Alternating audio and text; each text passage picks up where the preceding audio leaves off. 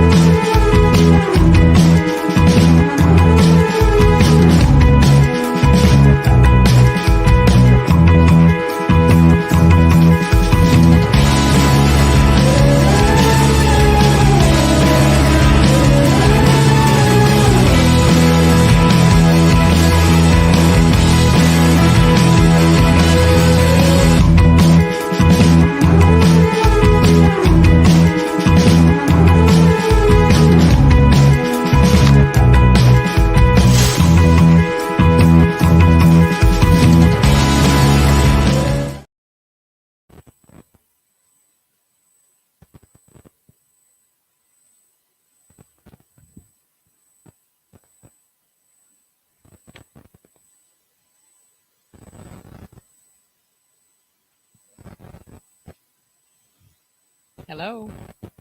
Welcome to the Community Homeworks Workshop this evening. We're so glad that you're joining us. My name is Tiana Harrison, and I serve as the Education and Volunteer Coordinator at Community Homeworks. If you're watching this live, please feel free to comment and let us know where you're tuning in from. Also, if you would like to join in on the discussion, please feel free to put that in the comment section as well. If you're watching this after the live broadcast, we're still happy to answer your questions. It just may take us a little longer to respond. Community Homeworks is a nonprofit organization with the mission to empower homeowners to maintain safe, sustainable, and dignified homes. We get our funding from grants, gifts, and donations, so if you find value in this workshop tonight, we encourage you to donate on our website at communityhomeworks.org. Tonight's workshop is titled Interior Painting, and of course, our instructor is none other than the magnificent Mr. Lee Taylor. Mr. Taylor, thank you so very much for being here. We look forward to learning more about interior wall painting. All right. So you have to bear with me. I've never taught this class, so painted enough for sure. So first off, I want to ask, is there anybody that has questions so I can get them dealt with real quick? Okay. Well, it's trim. Okay. What about trim? Wood or PVC. Okay. As far as painting it? Okay. Now, the question was painting wood trim or PVC trim. We'll talk about that one. So, was there any other questions? So I can just have them in my head and get to them at the appropriate time. No one else? All right. So yeah, we'll get to your question in a little bit when I'm starting to talk about some of those things. What we're going to be talking about tonight is just basically the beginning aspects of interior painting. We're going to be talking about primers and prep and all that sort of stuff for your projects. We'll be talking about kind of what paint to use, where, that sort of stuff. There's no way we can get through all of this, that's for sure. This is going to be just touching into it just a little bit. So last week we were doing the drywall repair, and they're working on sanding it down and stuff like that. And you can see on this how it's pretty close. You can see this one here has been sanded pretty well, and this one here still has a hard edge on that. And we had talked about this last week as far as, a trick to be able to figure out if that's going to translate through as far as holding a light, even just like a trouble light, or take a lampshade off of a light bulb and shine it and look at the wall this way, and we'll show any of those imperfections. So you may have some areas. So this is kind of in the prep thing as far as, if there are little holes or damage, you go through and do that sort of stuff. You fill it with spackle, you do whatever. And then you're going to have to go through and sand it. And we talked about the different sanding methods, whether it's a sanding screen or sanding pad or something along that line. We talked about not using your hands necessarily, some kind of a flat surface so you get a nice, and you don't get those edges from your hand and stuff. So, painting really is all about, ignore this hole, is all really about the prep. I always say it's like 90% prep and then 10% actual painting. So you're going to want to go through and go ahead and fill your nail holes, do your caulking, like I said, with the painter's caulk if need be, do any repairs, anything along that line. And you're going to want to go through and make sure that your wall is nice and smooth. Now, we talked about another little trick you can do. If you think you're good, you can put a primer on and then check it again, because you can still put mold over primer and stuff. But you go through, sand it all down, you're happy with it. The next thing you want to do is clean the thing. I have seen it where somebody has done an excellent job patching and all this sort of stuff, and they don't wipe it down fully. And you get that little bit of dust, and that paint or the primer doesn't adhere to it. I'm guilty of that. I worked on our bathroom, and I got a little spot right up in the corner.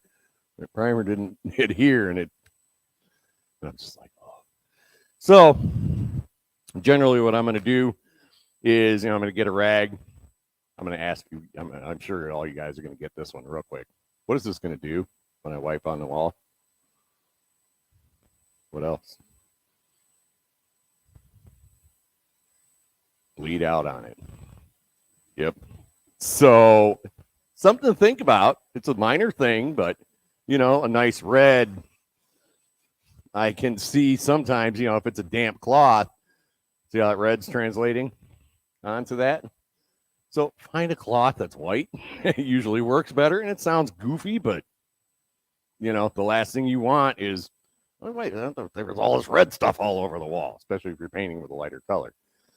So get some kind of a cloth that's going to be able to go in, not necessarily bleed out, and, wipe down. I say wipe down the whole wall. You don't want to rub it super hard, because, again, you'll get that paper. You'll start to get that paper disintegrating. You're just doing a light coat. Rinse it off and all this, and clean the whole area. Especially, if you've done work and you've sanded.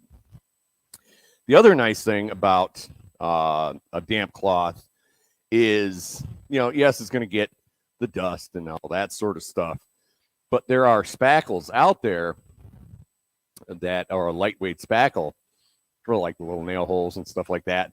And if you missed it, that damp rag will knock that down. Instead of, because it always seems to happen that way. You go through and you're like, okay, I got everything, and you paint the wall and stuff, and there's 3 or 4 spots where they didn't get sanded down. So that's where, a damp cloth will help with that if you have that type of spackle that you can clean off pretty easily with just water. And this is, repairs or raw drywall or really anything. If you have situation where that wall needs to be cleaned, what you can do, I'd go through, use this first, and then go through and use kind of what's called a TSP cleaner. And you want to wear gloves. I made that mistake I don't know how many times, but nice rubber gloves, mix it up in warm water. And what that does is it cuts the grease. It cuts a lot of times it makes it so that it's if there's a sheen already, say on the paint or something like primer, or paneling or something like that, it's going to dull it down a little bit and make it so that stuff's actually going to stick. And it's just a heavy duty cleaner. So that's the other thing that people have a tendency not to do, is you want that wall to be free of dust, free of dirt, free of grease, free of anything that's going to not necessarily make that primer or paint stick. So I go through and I do all that. Sometimes there are TSPs out there that are liquid, some are powders. You have to read those instructions. Some you need to rinse with cold water afterwards, some you don't.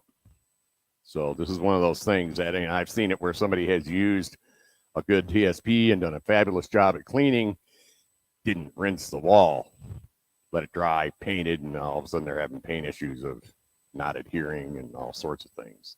It's just because they didn't rinse it. So it sounds silly, but read the instructions. But yeah, TSP is an excellent cleaner for all that sort of stuff. A lot of times, you need to protect your carpet or your floor or something like that, because some of these heavy duty cleaners can have an etching effect. So it's the last thing you really want, say on your hardwood floors or something like that. So appropriate drop cloths, cloth, plastic, something along that line. If, like I said, if you're using caulk or something along that line, make sure you wipe that down. Again, damp rag, you can wipe that down smooth, because if you leave that caulk built up, say in a crack or something along that line, thinking that you're going to sand it later, you won't. You want to wipe that while it's wet. So, and even if you have to reapply it, it dries and shrinks in a little bit. Do another coat of that painter's caulk and stuff. So you want to make sure that it's good and clean, smooth as possible. At that point, it kind of depends. Like you said, if you have, I'm going to pick on like raw drywall, or say a repair. So let's say you have, a couple of repairs like this. This looks pretty well sanded. One area right here where if I were to paint this or prime this would show up, and we'll get into that a little bit more later. If you're doing just, let's say you're just doing the patch repair, right? You did your patches and you have the paint already, say. You definitely want to prime that area. All right. So the kind of primers, there's a whole bunch of different primers out there. Usually I'm going to say what I found is don't skimp on the primer. That's usually where people get zapped, is they find the world's cheapest primer and you get not great results. The reason is that, especially even if it's painted, so let's say this wall's painted and this is my repair and this is a repair here, right? If you prime that area, or let's say if you don't prime that area and you go ahead and you start painting, that paint is going to soak in differently in the drywall or plaster versus in that area where that mud is. So at minimum, prime the areas that were patched. Half the time it just ends up being easier just to prime the whole friggin' wall. So use a good primer. The type of primer, there are a bunch out there. There are what are called PVA primers. They're usually a little less expensive. They're kind of for like new drywall, or large areas.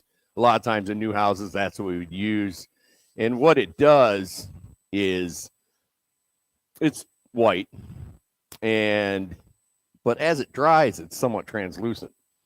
But what it does is it creates an even area as far as the paint, how that paint's going to soak in. It's not going to soak in at a different rate depending on what kind of surface it is versus drywall, paper, or the patches. And there's nothing wrong with those. But you have to realize that if you get a good coat of that PVA style primer on there, you're going to be able to see through it. It's somewhat translucent. You don't have to keep priming it until that wall is bright white. You're just not going to get there because it's that type of primer. But it does create a good seal so that when the paint goes on, it doesn't soak in at different rates. Does that make sense? Pretty much. So, the other thing with primers is sometimes you may have say some tough areas, right? Something like, let's say you're going to be painting over something that is real glossy, and you've gone through and cleaned it with your TSP and you've dulled it down a little bit. Some people may even go through and sand it, prep it a little bit, do a light sand on it so that binds. But sometimes you're going to need a primer that is a little more aggressive as far as sticking to those hard surfaces. There's usually those hard, glossy surfaces. Sometimes, like a Ben and Zinsser's are name brands, but you can see this is one. This is actually for mold, but there are different types of primers out there. If you use, say, like a shellac base primer, and they're out there, they're really good primers. You have to be very, very careful because they off-gas some pretty nasty stuff, and if you're in a closed space and you don't have fresh air coming in or expelled out, it can really affect you. So you have to kind of be aware of what kind of primer you are getting. And again, I always say, go and you can talk to the box stores and stuff, but I like the smaller paint stores. You can tell them what project you're working on, what room in the house, because that can make a difference, whether it's a high moisture area like bathroom or kitchen, or an area that you're going to be cleaning quite a bit or something along that line. Sometimes dictates what kind of primer you can use or should be using. So the thing with the primers is don't necessarily skimp out on those primers. Most people think about the paint. They don't necessarily give much thought to that primer, but give a good thought to that primer. It's going to make your paint and everything else go a lot easier, a lot smoother, and it's actually going to save you money. Why is it going to save you money? A good primer coat is going to make it so that those one coat paints can actually be one coat. If you have a bad primer on there, you're putting two coats on. Prime anyways. Yep. Yeah, I'm sorry. She asked about the paint that says primer and paint together. Over the years, I found I'm just going to prime. And it does boil down to what surface you're putting it on, how absorbent it is, all that sort of stuff. But to me, a primer is inexpensive insurance. A nice way to be able to put it. Back to your question, as far as painting, vinyl or wood, you can look at the primer, you can look at those primers. You can buy them in little quart containers. And there's some primers that are out there that are made for vinyl or made for raw wood. And they'll say it right on there. And you don't have to buy a big gallon. You can buy a little bit, prime those up, save that for those sort of projects. But again, keep in mind that some of those primers really can off-gas pretty bad. And I've known people that have gotten chemical burns in their lungs because they were working, say, in a basement or something along that line, didn't ventilate it well enough. So keep that in mind, please. The other thing nice about primers, as far as saving you money, you want to think about what color are you covering? What color are you going to want in the end result? And what I'm getting at that is, let's say it's a purple wall, right? It's a deep, deep color. Well, and you're going to be painting some lighter color. Well, you can use just the primer that they generally come in white. But there's where you're going to want to have a very good primer where you're not having to apply multiple coats, so that you're not having to apply multiple coats of the actual color that you want. The other side of that is let's say you're covering a lighter color wall and you're going to be using a deeper color paint. You can have the primer tinted, and that will make that so that you're not having to use as much paint. So you can tell the paint supply place, hey, this is the color I want. Can you tint that primer so that it's a deep base primer so that it will, and it will be a version of that. We'll make it so that you're not having to put so much on. So I could keep going on about primers, but but does that make sense as far as primers go? Do you guys have any questions? You look like you had a question. Right. Good question. So she said it was a mold killing primer. If you have issues with mold and that sort of stuff, I would still go through that process. I have a little bit of a trust issue with sometimes with what they say things will do. And I'm not saying it will or will not, but me personally, I'm going to go through those steps, and we'll talk about those in a little bit. They also have, sometimes they'll have primers that, or even paints that may have like a mold inhibitors in them. So, that might be something to think about also. Like, this is going in a bathroom. There's going to be a lot of moisture in this bathroom.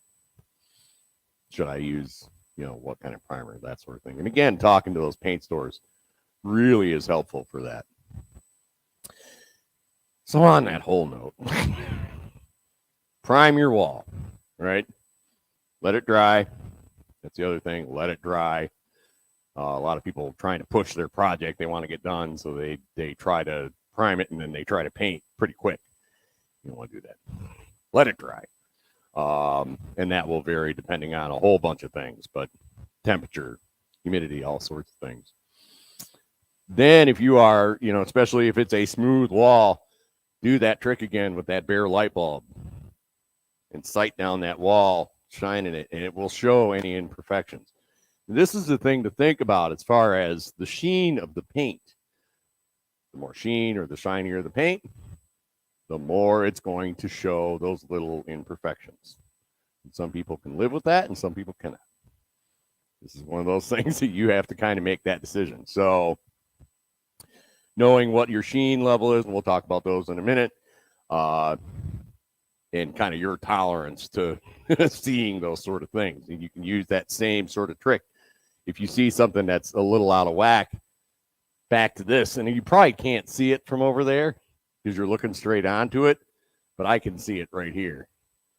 That sort of hard edge versus this, that's kind of a smooth out edge right here.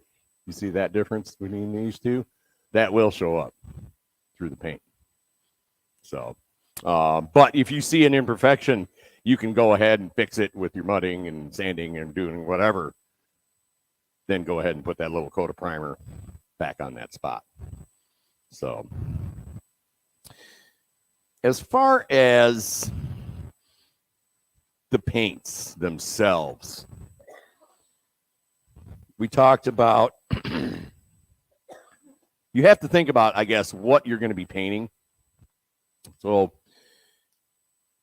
just like with the primer, you want to think about where this is being applied. We sort of touched on like kitchen areas or high scrub, high cleaning areas. You want to paint that is durable for that sort of stuff. Maybe high moisture areas, the mold resistant paint, that sort of stuff. Where it's on, ceiling, wall, trim. Sometimes that can be a little bit different. And then this is, we're talking about interior, but you have to think about, is it interior? Is it exterior? Can you use exterior inside? Yeah, but you're going to be wasting money at that point. So you want to think about what sheen it is and the durability of it. Now, with paint, and this is usually represented by the price, unfortunately. The cheaper the paint, the thinner that paint is going to be, and usually the more you end up having to use. And then you usually don't have that great of a product at the end result anyways.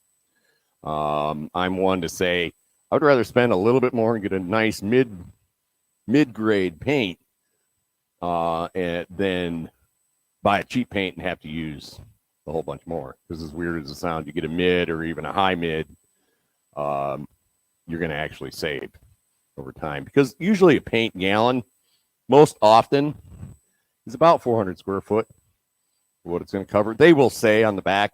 And again, the darker the color, if you didn't use that tinted primer beforehand, you'll have to use more. So keep that in mind too, as far as what that color is. It used to be, like I said, the sheens out there right now, the general sheens are flat, eggshell, satin, semi-gloss, and gloss. Hello. Generally, it's kind of over the years, it's been, the higher gloss paint is more durable, sort of a thing. Flat is usually for areas where you're not having to scrub and clean and all that sort of stuff. They've come a long way over the years. They have flats now that you can scrub and it doesn't bother it whatsoever. But again, this is where you want to think about, do I have imperfections in the wall? That sort of thing. The higher the sheen, higher the shine on that paint, the more you're going to be able to see that stuff. So sometimes people want to keep that sheen down a little bit, especially older walls that may have had multiple patches maybe that you didn't do. And you don't want those to be up, glaring spotlight on what you've done. So keep that in mind. Sorry, I'm actually looking through this. Yep. All right. Turn this. All right. And I'm kind of going backwards from the from the handout here. As far as, I should say this too. Sorry. When you're sanding the drywall mud and all that sort of stuff, you should be wearing some kind of at least a dust mask.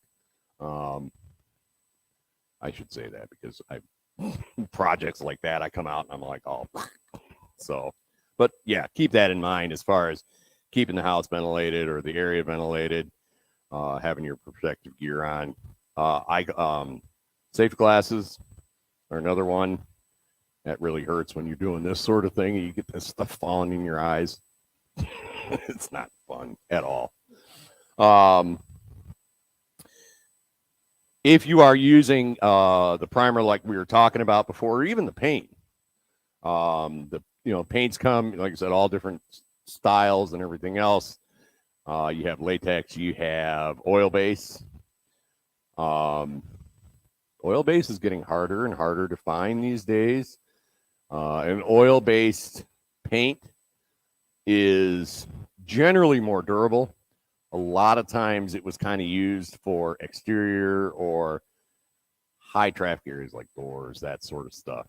But it stinks and it takes a long time to dry. So you have to think about what kind of personal protective gear you may need for whatever type of paint that you're using. Especially if you have sensitivity issues, that sort of stuff, you're going to want to really keep that in mind. I've seen people where they've actually passed out because they're in the house too long. And that's the thing. I mean, this sort of stuff sneaks up on you, You're inside and you're painting, doo-doo-doo, music's going and you're tooling along. And all of a sudden your head starts spinning and you're like, oh. Well, it doesn't smell bad until you walk outside and then you walk back in and you're like, whoa. So you get somewhat adjusted to it as far as not smelling it anymore, but keep that in mind that it's still going. So as far as the other preps, we talked about the patching, we talked about the cleaning, all that sort of stuff, putting your primer on. When you are actually putting the paint on, I'm going to back up. I'm going to back up a little bit more. You want to, you want to have We talked about having a decent primer. We talked about having a decent paint. The last part of all that is what tool you're going to use, right? So you have rollers, you have all different style rollers. You have, short nap rollers for smooth walls. You have super thick rollers for like textured walls. That's what you're going to want to think about. So you need to look at whatever surface it is that you are painting. If you want a dead smooth surface, you may want a very, very short nap roller. The nap is, this part of the roller, right? The shorter the nap, generally, the more smooth that's going to be. The thicker the nap and the longer the nap, the more it's going to deal with textured whatevers. So you pick your nap roller. The other thing is don't buy the cheapest roll. So, a lot of people will look at these rollers and they'll have two of them sitting right next to each other. And there's usually super cheap, something in the middle, and super expensive. I usually go for the middle. Why is that? Well, half time, you don't really need super, super expensive. You're not doing it all the time, right? But if you buy the really cheap one and you pull it out of its sleeve, what happens is a lot of times they start shedding when they get a little wet, like putting paint on them. And all of a sudden you have these little fuzzies stuck in your wall and you're like, yeah. So usually the mid-grade ones for me tend to work out a little bit nicer and make it so that you're not getting that shedding all over your wall. The other trick I like to do is you get your painter's tape and that sort of stuff. And painter's tape, you don't need the most expensive painter's tape. What's the difference between something like painter's tape and, say, just general Scotch tape? It boils down to when you remove it. Does it pull off everything that it touches type thing, right? So, a nice halfway decent mid-grade painter's tape, or sometimes I'll even have some cheap painter's tape floating around. And what I'll do is, I wouldn't do this with 1 inch. And again, all different widths and stuff. Usually I'll have some like 2 inch or 2.5 inch wide. What I do is I wrap that with that inexpensive painter's tape, wrap up my whole roll like this, and then go through and you pull this off. Of course, now I'm saying that. You go through and you pull that off and it takes off any of that loose fuzz and whatnot. But again, you don't want to be using expensive painter's tape for that. So have cheap painter's tape for things like that. Then you're more expensive for blocking off like trim or something along that line. And painter's tape goes all over the place. But clean your roller. Make sure that's in good shape. The other thing is you may have different width rollers. You may have, don't fall over. You may have these little guys like this, and they're nice. You may have variations. You may have ones like this that go on a different style cage. These are your cages. So you have a lot of different things. So it just kind of depends on your personal preference. Most of the time, people just use something like this. They call it good. There are all sorts of pads and all sorts of things, like built-in edgers and whatnot. If you're painting like two different colors, there's a trick to that. Generally, I don't like these things because what happens is you get a little paint on this and you're using it as your edger to not get paint on, say, this wall. You get paint on this and all of a sudden you got a line. So that's a lot of times I don't like little things like this for that reason. So, but again, to each their own sort of a thing. So you get your supplies around, your pans. Hang this guy up. Your pans. A lot of times people have pans that, after the last project look like this. Nothing wrong with this until sometimes you put paint in it and it starts to peel. I was peeling it before. There it goes. And I've seen it where people have done all their prep and done everything else, and they start getting these things stuck in their paint. So if you have a painter's tray that looks like this, you may want to take a minute, let it soak in hot water, and peel that off, or you can use a liner so that you're not getting that stuff in there. So you want to make sure your tray is in good shape. Metal, plastic, doesn't really matter. They do have, some people like these screens. So you may buy a 5-gallon paint and you hang that right on the side of the bucket and dunk your roller in there and rub it on the sides. And most people for home use don't get into these, but they are out there. So the other things that you want to think about with your painting, we talked about the rollers and stuff, are the brushes that you're going to use. So I'll do it real quick. Doesn't matter the width. Don't pay attention to that necessarily. You have what are called cut-in brushes, fuzzies. They have that angle cut to them. And you have these flats, right? These are mainly for painting around something. So let's say you have trim or something like that line, and you need to have control to work around that. That's usually what these cut-in brushes, these angle brushes are for. The straight brushes like this are usually for, to me at least, cutting in the corners, that sort of stuff. Sometimes applying where you don't need as much control necessarily. I even keep some big ones like this. I'll get to the reason why. So, you know, have your brushes.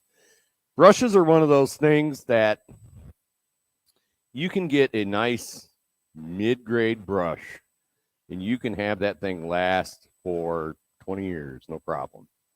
It all boils down to how you clean it out. But, you know, a decent, you know, like I said, decent mid-grade brush that's not hard as a rock, doesn't have a memory to it. So you can see how this one, so it has a bit of a memory to it as far as the bristles are doing this sort of thing, right? We'll talk about how to prevent that. And it doesn't have dried on paint on the ends, you know. So a decent brush for whatever it is, cutting in, whatever. Have that stuff lined up first. When you start to actually paint, again, you have your drop cloths down, all that good sort of stuff.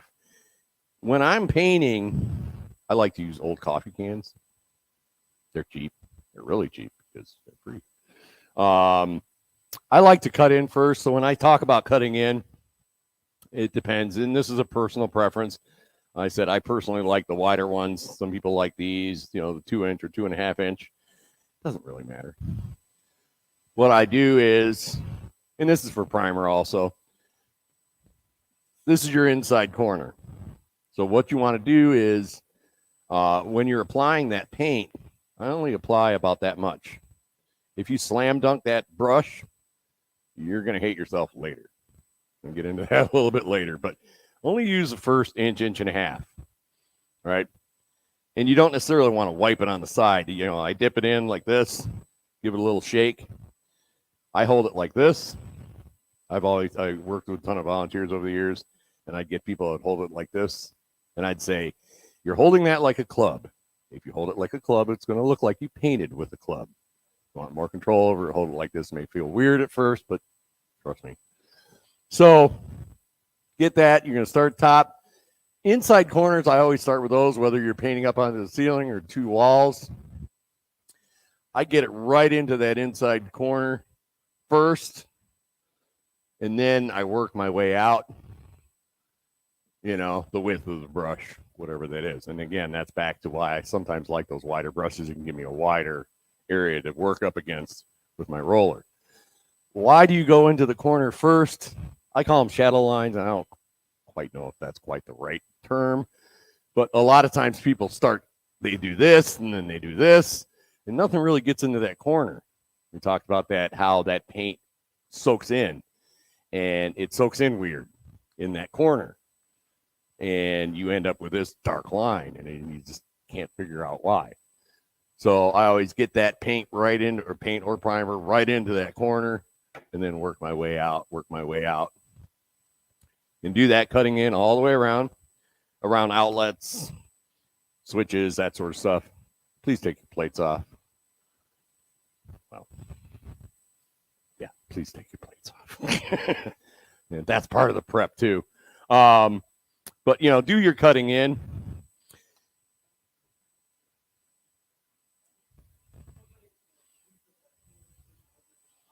I was just getting to that one.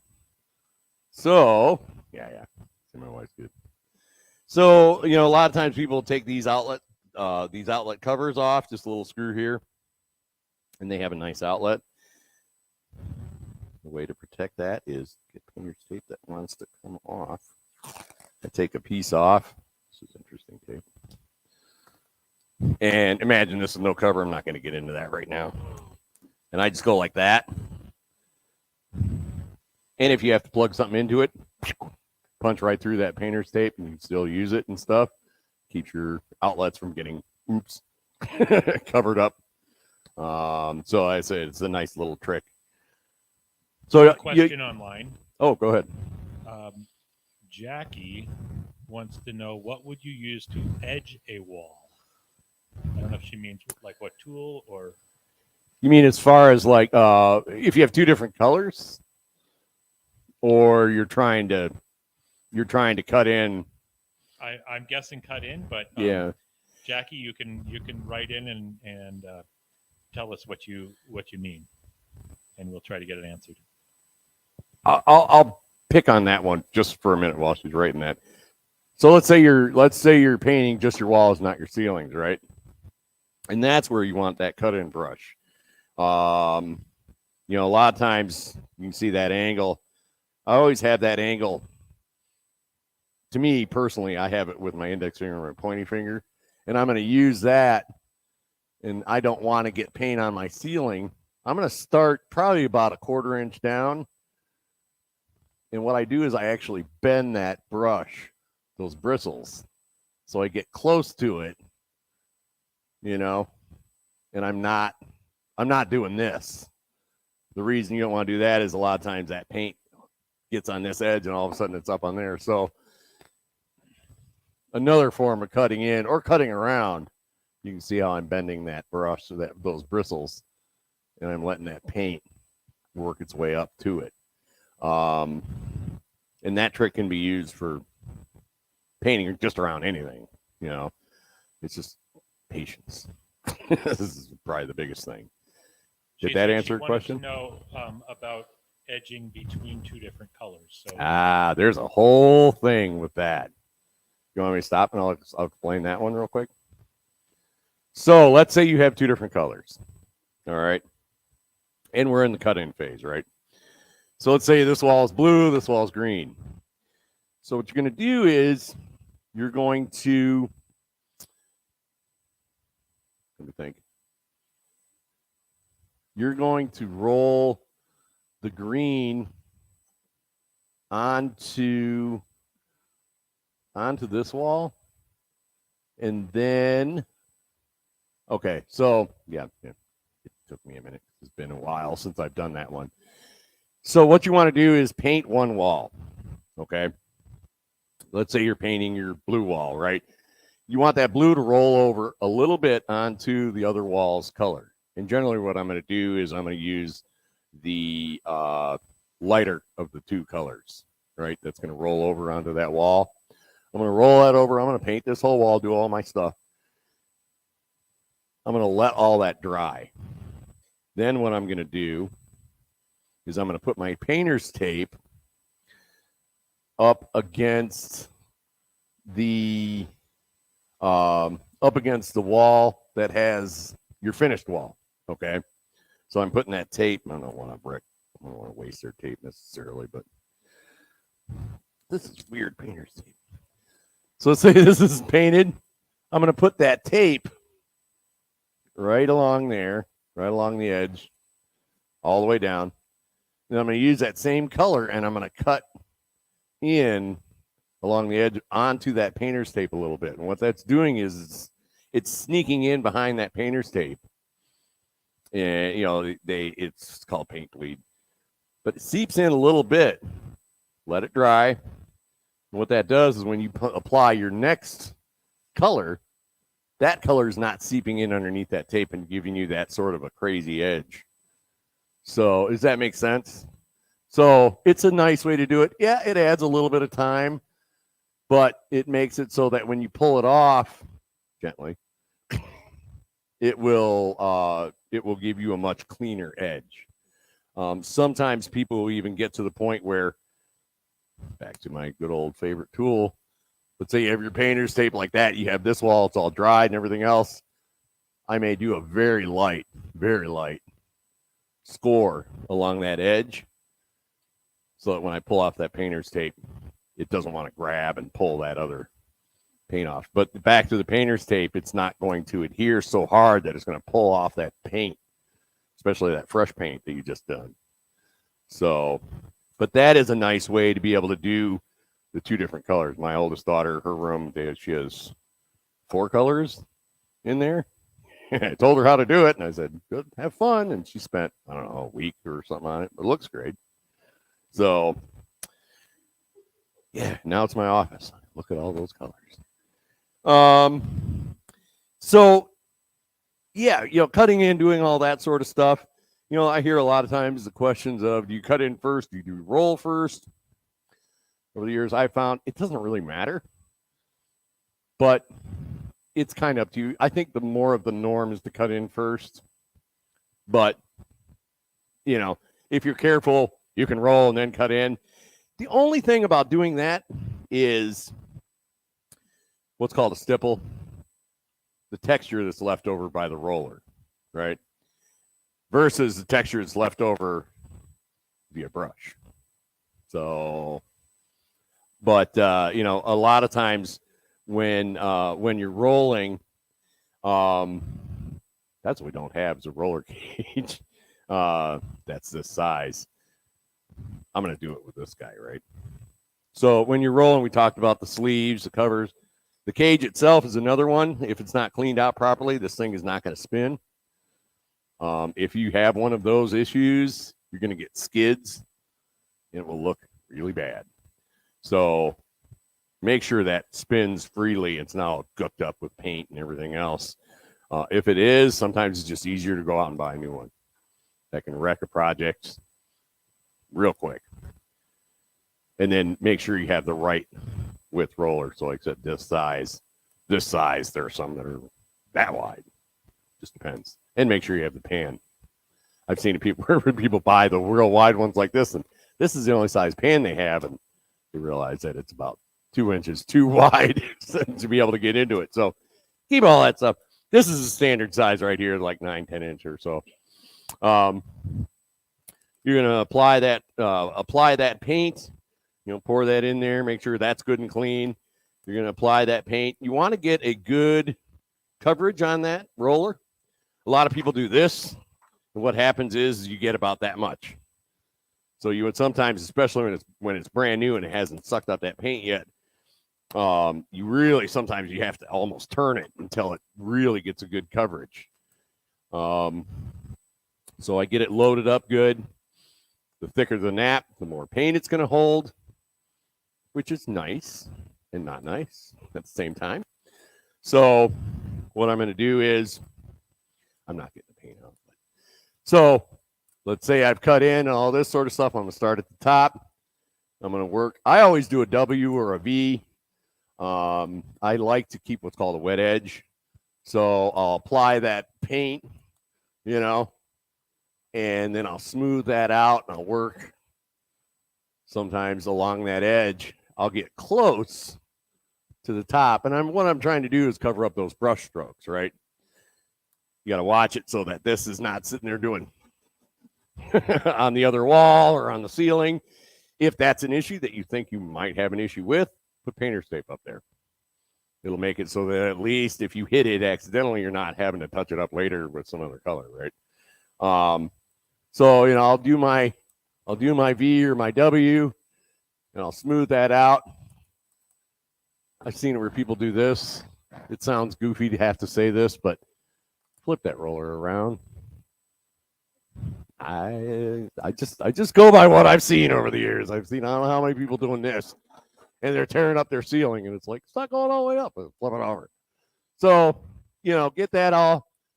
Do a good coverage. Like I said, don't be afraid to use that paint. The thing is smooth that stuff out. So when you're applying it, I do I call it an application coat. And as that paint gets pulled out of this roller, then I use it as more of a smoothing. Because what can happen is, depending on how much pressure you have or how wide that roller is, the wider the roller, the more apt it is going to be to leave lines because you've tilted one way or this way, right? So I use that smooth out phase just to kind of go through and smooth that out. And again, generally for a roller, not that size, this size, right? You're going to be able to get an area usually about this big. And I don't like trying to push it past that point. You've done all this work up to this point. You don't want to try to push that paint too far, because what happens is it gets too thin, and when it dries, you start going, that looks bad. So, like I said, keep it down to an area about like this, 2 foot by 2 foot, 3 foot by 3 foot, somewhere in that range. It's going to boil down to how thick the nap is. The thinner the nap, the smaller the area, right? Or the shorter the nap, the smaller the area. Smooth that out. And then I like to overlap. So let's say my area is like this. I'm going to move over and I'm going to overlap about 3 or 4 inches onto that wet edge and do the same thing and just work your way. I would say that you don't want to push that paint. That's, to me, that's usually the biggest thing. People try to, just make that paint way too thin. If you are putting on a second coat, again, temperature, humidity levels, all that come into play. Generally, I put my hand on the wall. If it feels cool, it may feel dry, but if it feels a little bit cool, I'm going to leave it alone. Sometimes even if it feels even a bit dry to the touch, what can happen is, if it's like really low humidity, the surface can dry real quick. And it feels dry. So you go ahead and you work on putting your second coat on. And what happens is it reactivates that paint a little bit and it starts peeling that paint off, that first coat. That happens to stop and wait. And it boils down to, like I said, temperatures, all that sort of stuff, type, style, paint, all that sort of stuff. But, you said, apply that, keeping that wet edge, moving right along. If you are using a ladder,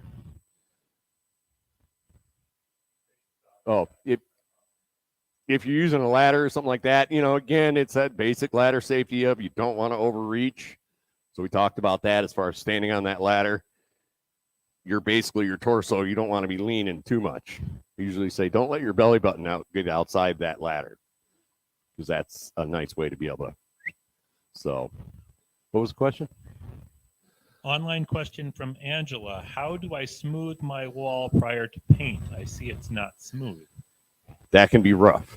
So she's talking like if she say, how do I smooth my wall out beforehand? Good luck. You can try sanding it. You can try a whole bunch of different things. But, if you have, I think it boils down if it was like a rough paint job or a rough surface that they painted. If you're talking a rough surface, that can be really hard to deal with. You're talking a lot of sanding, a lot of work. You're talking paint that's showing a lot of like lines and whatnot. You can try to sand that, but again, it boils down to the paint. If they have a really heavy paint, something along that line, trying to sand that out may be very, very difficult. What about if the wall has a texture to it? If there's a textured wall, and you want to make it smooth? I guess how does she need to make it smooth if it's Well, I mean, if it's a textured wall, it's a textured wall. You know, we talked about that a little bit as far as the more texture there is on that wall, the thicker nap you want to be able to get into all those little cracks and crevices and stuff. If it's an issue of you don't want that textured wall or that textured surface, you're starting to get into calling out like drywall people to be able to get in there and do what they need to do to be able to smooth that out, and that could be really expensive. So it's kind of a loaded question, but hopefully that answers it somewhat. Yeah, so like you said, applying it, you can use that good old same trick that we talked about with the bulb, to be able to look at it to make sure you got all those little lines and stuff. I've sometimes during the day or even in the evening, if you're painting it by artificial light, it can drive you nuts. So a lot of times what I'm going to do when I get done with a wall section or a wall, I'm going to walk and look at it from different angles because that light changes. And, like I said, as long as you still have that wet edge, you can work with it. But again, the drier it is, the less time you have. So, sometimes people will get done with that, say, that 3x3 section, walk that a little bit, change your angle and how you're looking at it. And you'll be able to find those little inconsistencies that may drive you nuts and clean those guys up. Angela wrote back and said, just some crusty, bumpy area, tiny bits. Yep. It sounds So like she wants to just try to smooth. Right. So that's back to the beginning prep that we were talking about as far as, sanding, whether, however that sanding is. Like I said, sanding screen or sandpaper or something along that line.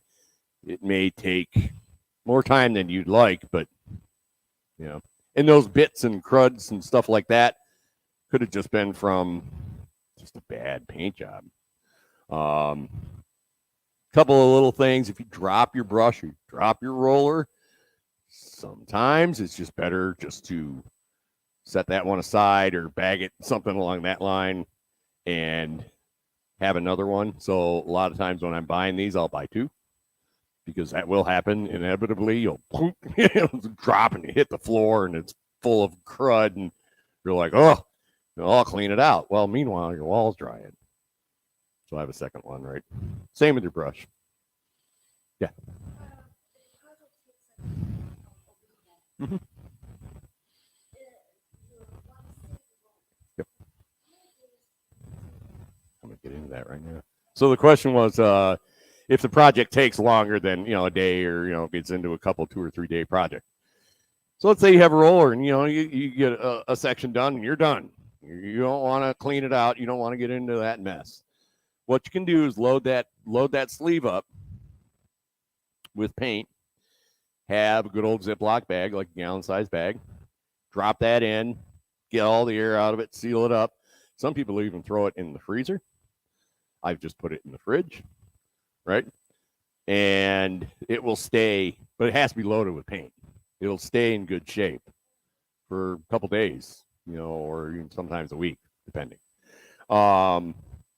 And then when it comes time to paint again, you pull it out. Some people have to thaw it out.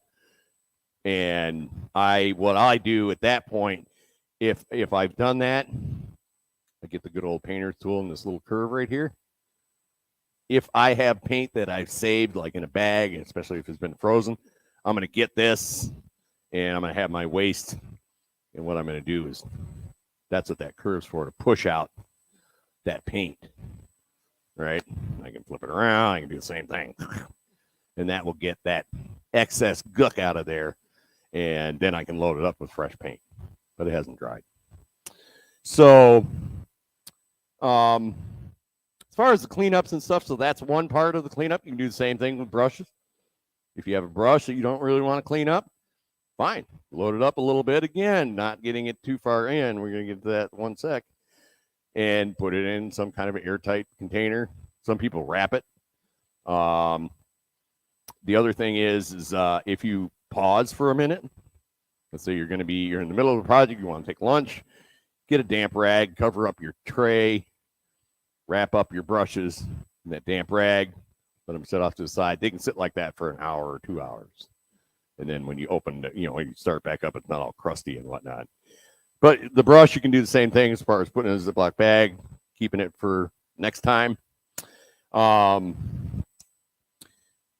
If you're at cleanup mode, this is where you want to make sure you clean them right. If you're using a latex paint, water-based, soap and water cleanup, right? Don't use hot water on your brushes. The reason is that if you were to look at these, you have this metal base here, right?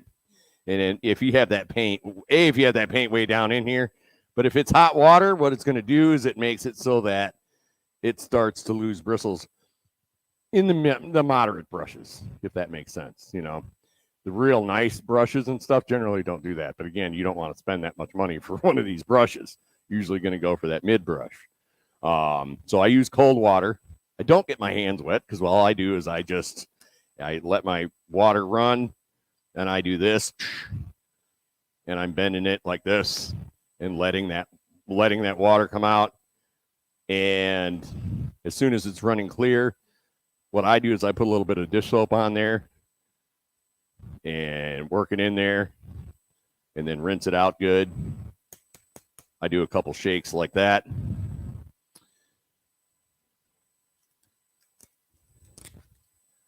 Some brushes come with containers like this, these little covers. Keep these.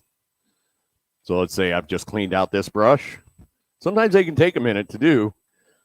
And again, I shake it out like this. I'm going to put it back into its container. And I'm going to hang it so that it doesn't get a memory like this. This is the way this happens. Somebody left it sitting like this to dry. And those bristles hold that memory for a while. So I put it back in its little container like this, let it dry, or I set it on top of something like this to dry like this. That way that bristle is not going to get in there. But this is why you don't want to get that paint way deep inside, is it takes 5 times as long to clean. And what happens is if you don't clean it up, you have these bristles. They're rock hard all the way up to here. And then that brush is so. Rollers. So again, this is back to the mid-grade roller style. Why I like it. We talked about what you need to do if you want to save it for like a day or two down the future, down the line. If you want to save your roller cover, pull your excess out with your painter's tool. Get that in. Make sure there's no crud and whatnot. You can put it back in the container or whatever. You can use a spinner like this. You can also use a spinner like this for brushes. 5-gallon bucket. And what I do is I have my 5-gallon bucket. Usually I have 2. I have one with water and one without. And I'll stick this right in with the water. And I'll spin it. And what it does, it helps pull that stuff out. And then I'll shift it over to the empty bucket and spin this stuff out. You can do that slowly, say underneath the mop sink, and work from your way top. Spin it out. You can also use that tool as you're going, but it will make it so that this is, it can take quite a while. The thicker the nap, the more work it is to actually clean it out. But it is doable. Like I said, these spinners make it a lot easier. Don't do this, though. I've seen people spend time to clean it out, and then they go, bonk, I'm going to let it dry. And what happens is when they pick it up, they have a line of that paint. When they use it again, let it sit like that so it dries. So if it does, you can get a pair of scissors, say, and snip off that extra hard crud on the end. Sometimes I just go, you've done me well. Throw it out. Just depends how you want to do that. I've gone way over. Is there any questions as far as anything? One last online question from Jackie. How do you make a textured wall, or is that another class? So textured wall, you can use, you can you can use the drywall mud that we were talking about as far as making a textured wall by a thicker napped roller or something along that line. And it's very similar.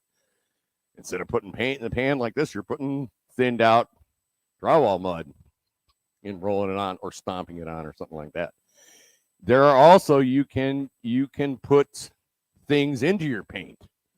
See where people put like a sand in it, that sort of stuff, and it gives it that grit texture. So there's a lot of different ways you can use texture in your paint. I'm getting the look like you're done. So I'm done. Oh no, not at all. You can go on and on and No, on. no, no. We appreciate. I wanna the go wisdom home that you eventually. share with us. No such thing. I just wanted to thank everyone for tuning in and for our participants that joined us in person. Wanted to thank Mr. Taylor for all of the information that he shared with us. Wanted to also invite you guys back out to come in to our space here at 812 Bryant Street. We would love to see you. And I hope you guys have a good weekend. Thank you.